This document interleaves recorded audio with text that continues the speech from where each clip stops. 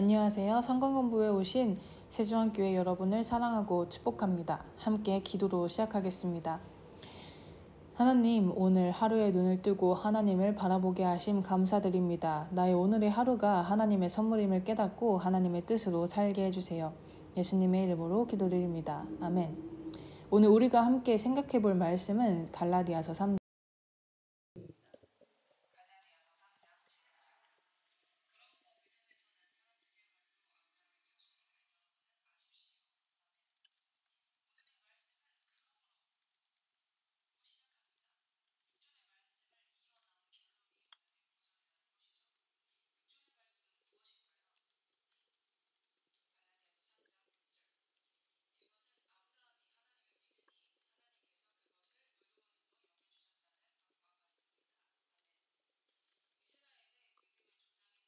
은 그가 의롭게 살았기 때문에 율법을 지키고 할례를 받았기 때문에 의롭다고 여김을 받은 것이 아니라 하나님을 믿었기 때문에 하나님께로부터 의롭다고 여김을 받은 것입니다. 그리고 오늘 본문은 그러므로 라는 말을 통해 논리적 결론을 이야기합니다. 갈라디아서 3장 7절 그러므로 믿음에서 난 사람들이야말로 아브라함의 자손임을 여러분은 아십시오. 바울은 나는 아브라함의 자손이야 라는 자부심에 가득 찬 이스라엘 사람들이 드도 자빠질 만한 이야기를 합니다. 아브라함의 피를 물려받은 이스라엘이 아브라함의 자손이 아닌 믿음에서 난 사람들이 아브라함의 진짜 자손이라는 말을 한 것입니다. 어떻게 아브라함의 자손이 된 것일까요?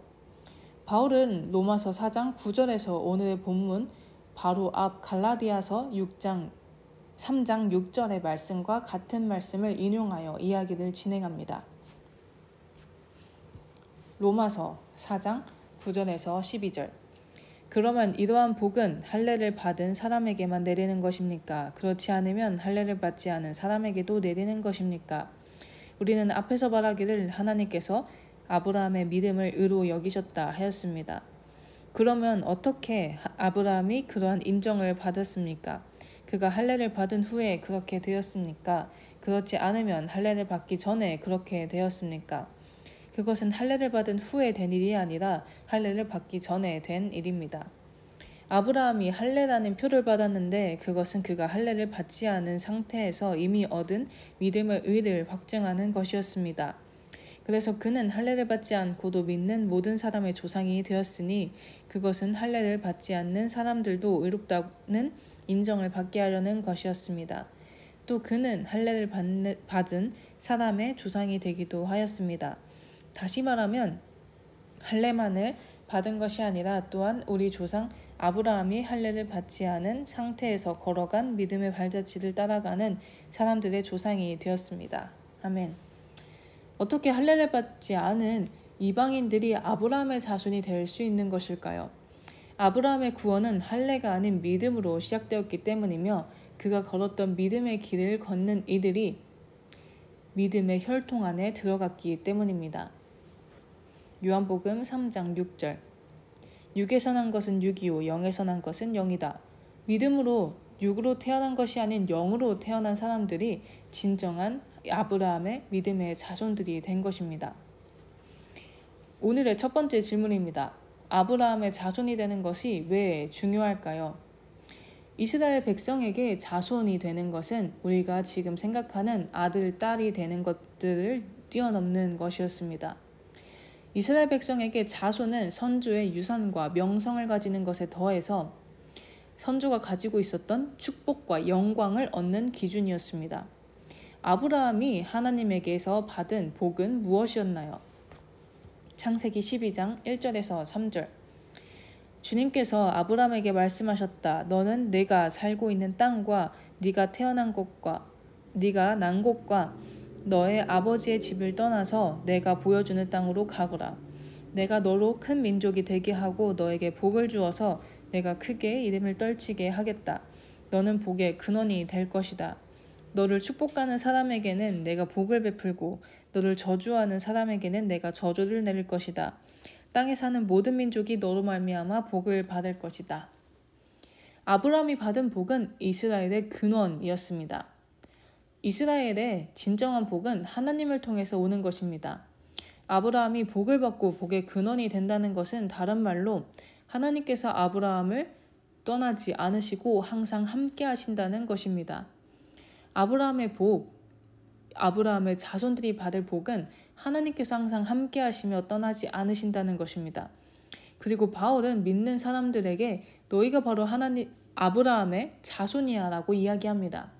즉 하나님을 믿는 너희들은 하나님께서 항상 함께 하시며 너에게서 절대 떠나지 않을 것이야 라고 말하는 것입니다. 우리는 가끔 내가 혼자 있는 것 같고 나의 편에는 아무도 없는 것 같은 기분, 나의 어려운 상황에 혼자 남겨진 기분이 들 때가 있습니다. 하지만 이것을 잊지 않으시면 좋겠습니다. 하나님께서는 지금도 여러분들과 함께 하십니다. 그리고 여러분이 힘들 때에도 기쁠 때에도 하나님께서는 여러분을 떠나지 않으실 것입니다. 그럼 두 번째 질문입니다. 아브라함의 믿음의 발자취를 따라 걸은 하나님을 믿는 사람들이 아브라함의 자손이 된다는데 그럼 아브라함의 믿음은 무엇일까요?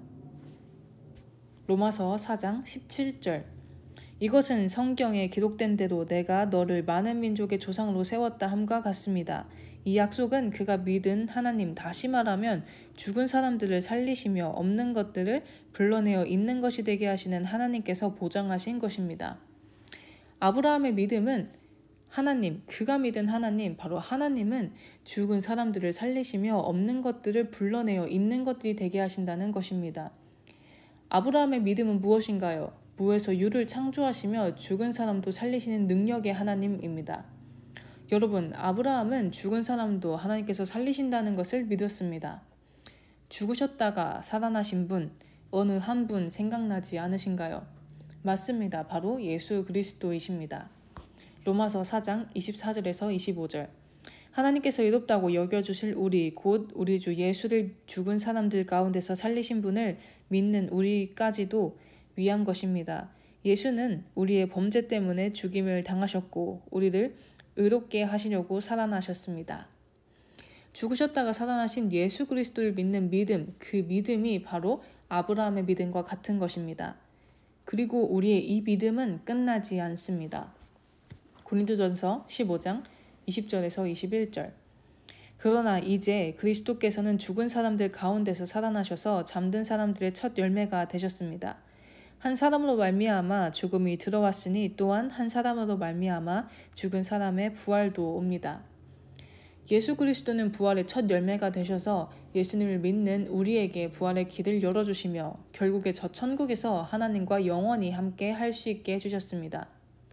믿음으로 아브라함의 자손이 되는 것은 우리를 위해 죽으시고 부활하신 예수님을 믿고 예수님을 통해 다시 부활할 우리의 모습을 믿는 믿음을 가지고 이 땅에서도 그리고 저 천국에서도 하나님과 항상 함께하는 삶입니다. 우리의 삶이 나의 곁에는 아무도 없다는 외로움 속에 파묻혀 있을 수 있습니다.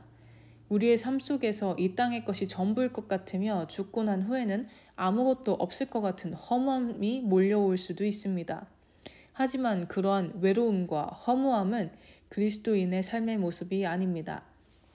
로마서 4장 20절에서 21절 그는 하나님의 약속을 믿고 의심하지 않았습니다. 오히려 그는 믿음이 굳세어져서 하나님께 영광을 돌렸습니다. 그는 하나님께서 스스로 약속하신 바를 능히 이루실 것이라고 확신하였습니다. 삶의 많은 감정들과 어둠이 몰려올수록 아브라함과 같이 의심하지 말고 우리의 믿음을 다잡기 원합니다. 우리의 삶에서 어려움이 올지라도 우리와 항상 함께 하시는 하나님과 우리가 결국 부활하여 갈 저 천국을 바라보며 우리의 믿음을 더욱 단단하게 하는 우리가 되기를 원합니다. 기도로 마치겠습니다. 하나님 아버지, 우리의 삶이 믿음의 삶, 믿음으로 살아가는 삶이기 원합니다. 우리의 이 믿음 붙잡고 흔들리지 않기 원합니다. 삶 속에서 온전히 함께 하시는 하나님을 바라보고 천국을 생각하며 살아가는 우리 모두가 되게 해주세요. 예수님의 이름으로 기도드립니다. 아멘.